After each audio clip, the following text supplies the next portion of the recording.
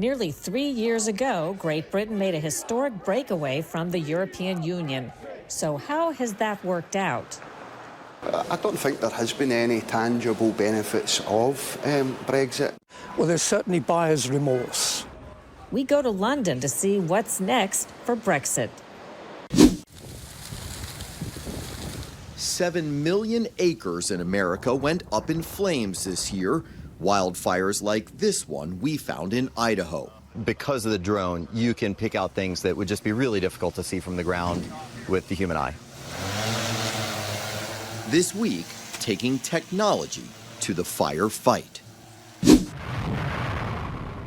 And risen from the ruins, we visit the city of Dresden, Germany. Are the buildings you're showing us primarily ones that survived this destruction? We discover a fascinating way that a beautiful city was rebuilt from the rubble of war.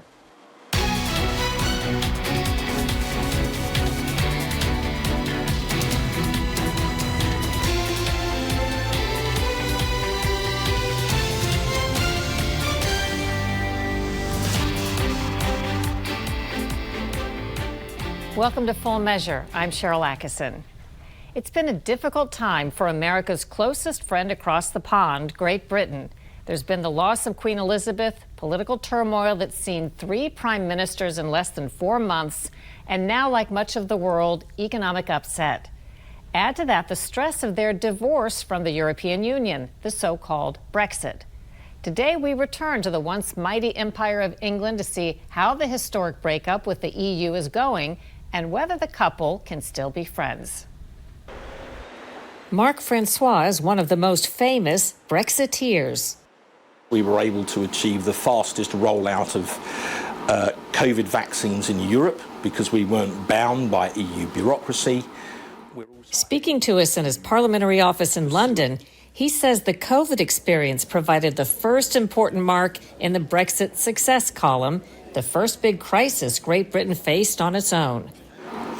And we're now global Britain, I believe, will be a force again on the world stage. Francois led key conservatives who held firm and scuttled attempts to reverse Brexit. He's written a book about all that, Spartan Victory, the inside story of the battle for Brexit. Spartans referring to the fighting nature of the ancient Greeks. We first heard from Francois more than 3 years ago when the British were in a pitched battle over the historic breakup. Basically, the British people were fed up of being told how to run their country by somebody else. When we last spoke, you said the biggest single reason the British people voted to exit the European Union was they were tired of having other people tell them what to do. What is your reflection today on Brexit? I think that was true, and I think that's why they voted peacefully and democratically to leave. The Conservatives won a general election emphatically by 80 seats on a manifesto to deliver Brexit. We've done that.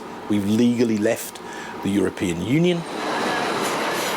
There's no denying they accomplished the impossible, what most said couldn't be done. As for the results, on our visit to Great Britain, we found mixed reviews. I don't think there has been any tangible benefits of Brexit, and certainly not to the people of Scotland. Stephen Bonner is a Scottish member of the UK Parliament. He describes himself as coming from the socialist left flank. During COVID, did you see a benefit that the United Kingdom was able to call its own shots, whether it was vaccination program or anything else? I mean, I think every country has managed. Some countries went quicker, some went. It was great, absolutely fantastic, the work that was done to find the vaccines and then roll them out. Nobody's disputing that, but that would have still happened had we been in the European Union, because British brains, UK brains, Scottish scientists were behind that initiative, so that would have still been absolutely the same. Beyond COVID, Scotland is just one example of the incredibly complex dynamics in play. Back in 2014, Scotland voted to remain part of the United Kingdom.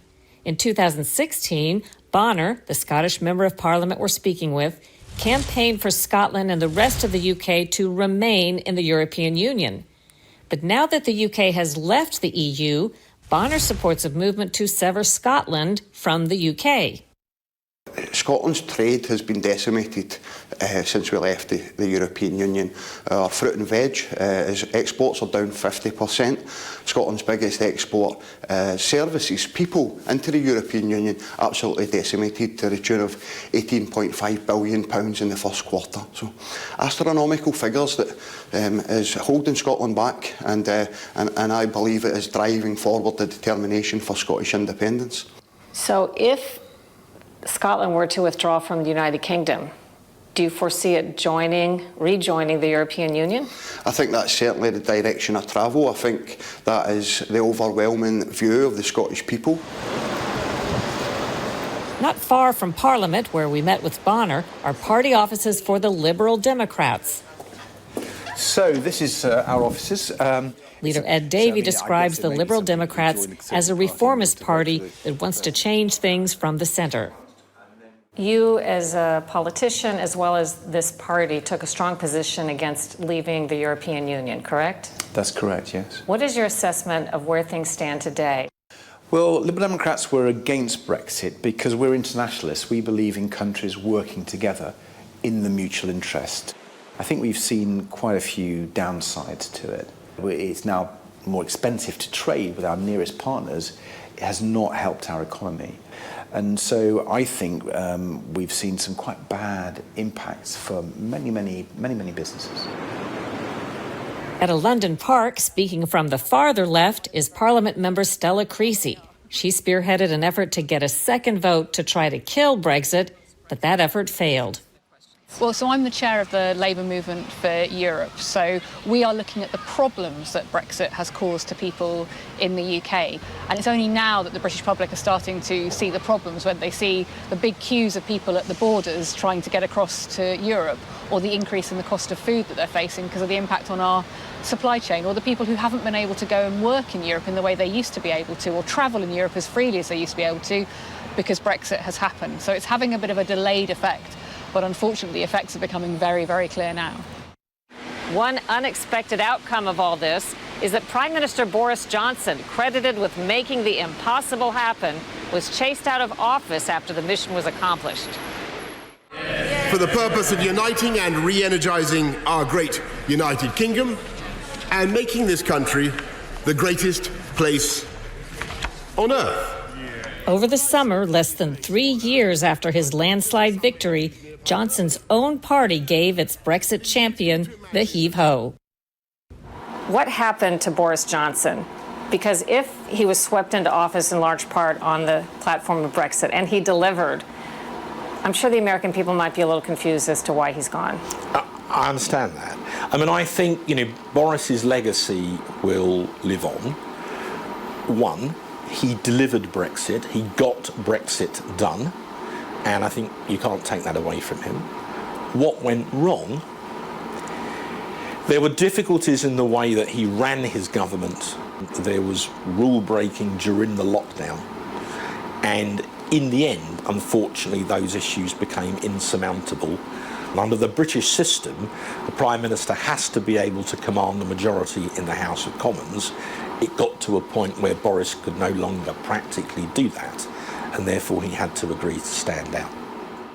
It is clearly now the will of the Parliamentary Conservative Party that there should be a new leader of that party and therefore a new Prime Minister. So he wasn't able to deliver a really good example of how we've got Brexit, and it's come out the way he said it was, Britain liberated, Britain triumphant. That hasn't worked. And so then people started to say, well, if that hasn't worked, what's the rest of this about? And then they looked at him, and that's been his demise, I think. David Cowling is a senior visiting research fellow at the King's College University in London. It's been 6 years since the Brexit vote. What is the current sentiment, would you say, overall? Well, there's certainly buyer's remorse. If you look at the polling, there is a range of people who now believe that it was the wrong decision, and also believe that the government hasn't handled it well. As with many breakups, time may heal wounds. People move on. Is Brexit an issue that's burning on the minds of voters or driving votes now?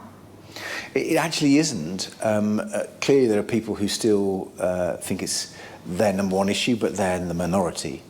Most people are worried about putting the food on the table. Can they afford to fill up their car with petrol or diesel? They're worried about meeting their energy bills and their heating costs. All sides seem to agree that, like Brexit or not, they're stuck with it. Even the most ardent opponents find people are tired of the drama and debate. Replacing the slogan, "Get Brexit done," is a new one. Make Brexit work. Is there any way people who didn't want to exit the European Union can unwind it? Do you think there's any appetite for that? One of the things that's really important to recognise is that Europe doesn't want to have that conversation with us. They had to go through 6 years of negotiating, and one of the things that I'm very frustrated about is I think our international reputation is really in tatters as a result of it. We have to repair that relationship, but we also have to deal with the fact that the problems we're facing are happening now. If you ask people who think what they think about how it's gone, many of them will say, as I said, that they think it's gone badly. But ask those same people, OK, it's gone badly, do you want to go back in? No, there isn't an appetite for another referendum to try and remedy, if you like, what happened in 2016. So I suppose it's a case of living with what we've got, but not being very happy with the outcome.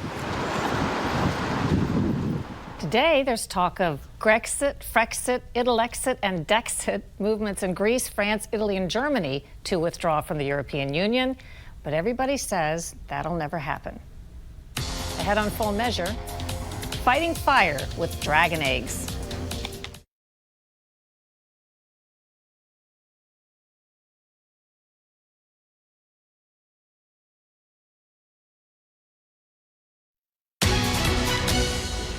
American wildfires remain one of the most vexing problems in emergency response. The most recent wildfire season saw more than 7 million American acres burn. That's an area larger than the state of Maryland. Scott Thuman reports from Idaho on how new technology is helping us fight back. The first sign, wisps of smoke billowing from the hills, and then an unmistakable smell fills the air. In the distance, a familiar sound grows in intensity as a big twin-rotor Chinook helicopter comes into view.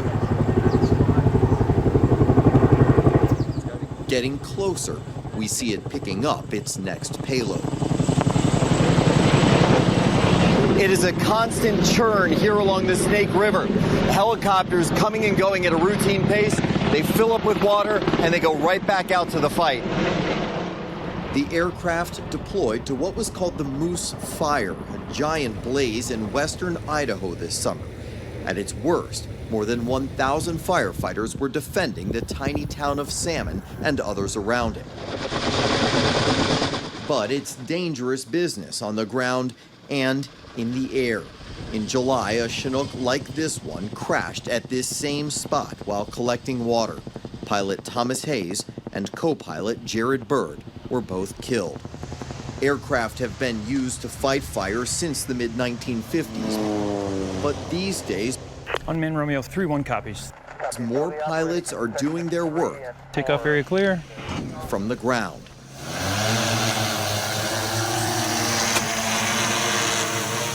Not far from the fire line, this drone team dispatches their latest weapon in this war, one saving them critical time in locating new flames and where they're heading. Eric Haberstick spent time on the fire lines earlier in his career and calls this eye in the sky a game changer. We're able to provide situational awareness, good video imagery along with infrared imagery, which is very valuable in our business, finding hotspots that you may not necessarily see with the naked eye, the firefighter on the ground. So you're able to, because of the drone, you can pick out things that would just be really difficult to see from the ground with the human eye. Oftentimes, yeah. So this is the Ignis machine made by Drone Amplified. But its real trick is a bit of science. Consists of a couple components. We got a hopper, which we load with spheres that have a potassium permanganate, commonly called dragon eggs. Dragon eggs? Yeah, Brad Strobel says these small pellets injected with an antifreeze-like solution and dropped by drone are saving lives, setting back fires, and performing the crucial task of killing off a perimeter around a large fire and preventing it from spreading farther. What does that do with the antifreeze hitting it? Yep, that causes an exothermic chemical reaction that just bursts into flames, usually about 20 seconds or so. So it's already hit the ground, and then it'll essentially combust? Yep.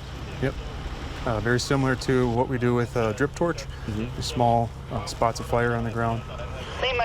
Rather than sending teams on foot through heavy terrain for hours, sometimes days on end, the unmanned aircraft more and more heavily relied on in fighting fire with fire, and in this case, saving the town of Salmon in what has been another destructive fire season.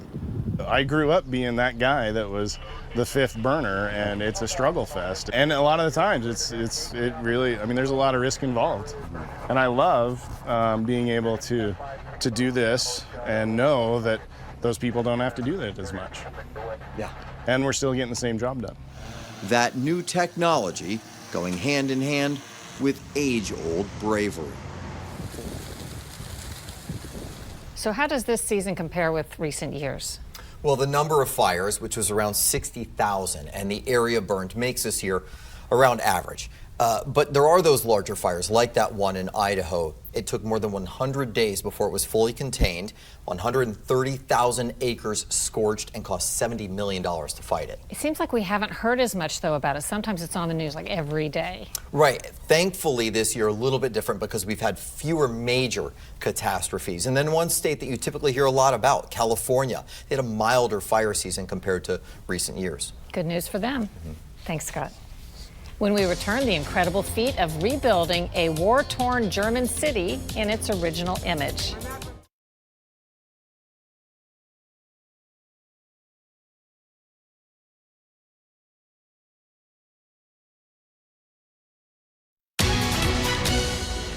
The city of Dresden, Germany, part of communist East Germany until 1989, is full of surprises.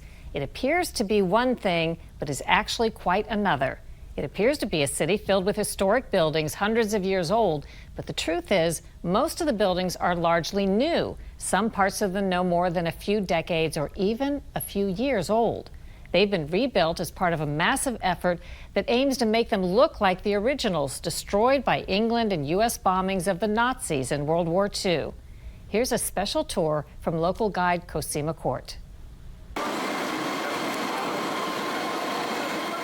All what we see here in the center, that was more or less rebuilt or new built after the Second World War. Were they made to look like the buildings used to build, or these are brand new buildings after the Second World War? Like the one in front of you, this was rebuilt as original as possible. Some are rebuilt in a modern way, so it depends on the building. This was originally built for having big parties, or let's call it the mega disco of the 18th century.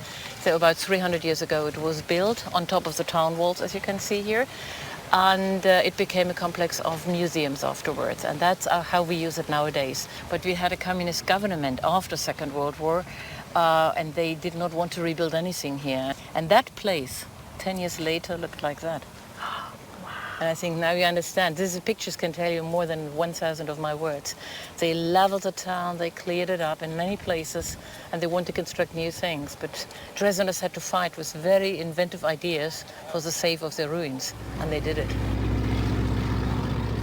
The gentlemen died in the war, they were still imprisoned, and only few were here. And these ladies got a nickname here. We call them rubble girls. But we wanted to honor them, those ladies who rebuilt everything out of rubbles. And we also have a monument dedicated to them at the Town Hall of Dresden. Sculptures, wonderful decoration. And here right inside it looks differently. 16th century, which was one of the very first Renaissance-style palaces all over in Germany. And it was in use until 1918 when the king had to abdicate, and they made it a museum complex. It was heavily destroyed during the war. It was planned to be knocked down because this was a typical symbol for the old suppressing society. But fortunately, there were a lot of ideas born to save it. And this has been under reconstruction since 1986. And we hope to finish it in 1 or 2 years. That's our so-called Semper Opera House, a building from the 19th century built by Gottfried Semper. This is our royal palace. What we have here is a reproduction in the original way of a sgraffito. It was in techniques of the 16th century from Italy, and they redid it exactly the same way like they made it in the 16th century. February 13th started 9:45 at night, and until next day, February 14th. And there were 25,000 people who lost their lives in this short period. And that made it so awful, yeah? This is Dresden, the Church of Our Lady, a building from the 18th century, which, by the way, has also fantastic acoustics. This is a church where Richard Wagner performed his only work for a church, and that was the last Lord's Supper.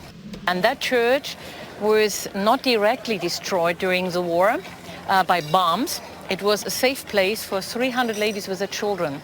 But the open doors allowed the fire to get in. And so after 1.5 days of fire inside the church, it collapsed and fell together into a ruin. And the first speech that Chancellor Kohl gave in Dresden after the fall of the wall in 1989, there were 80,000 people here, and that was the first time an official spoke about a reunification, maybe.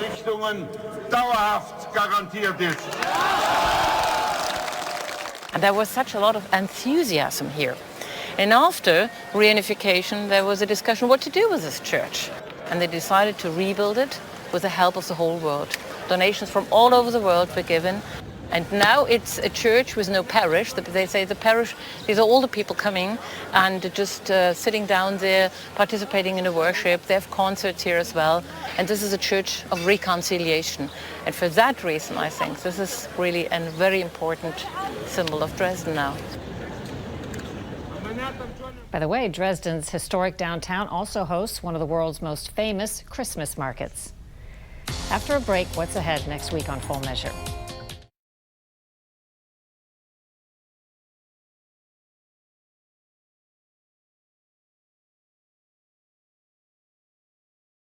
Coming up next week on Full Measure, we untangle the complex system of prescription drug pricing that some blame for high prices and deadly delays. You had someone with more hope, more conviction that she'd be saved than any other cancer patient I had ever met, that it was all taken away from her by the system. Pharmacy benefit managers and their impact on you next week on Full Measure. A reminder, there are several ways you can watch Full Measure from home or on the go. Download the Stir app on your phone or on your Roku, Apple TV, and Fire. Until next time, we'll be searching for more stories that hold powers accountable. Thanks for watching. I'm Sharyl Attkisson.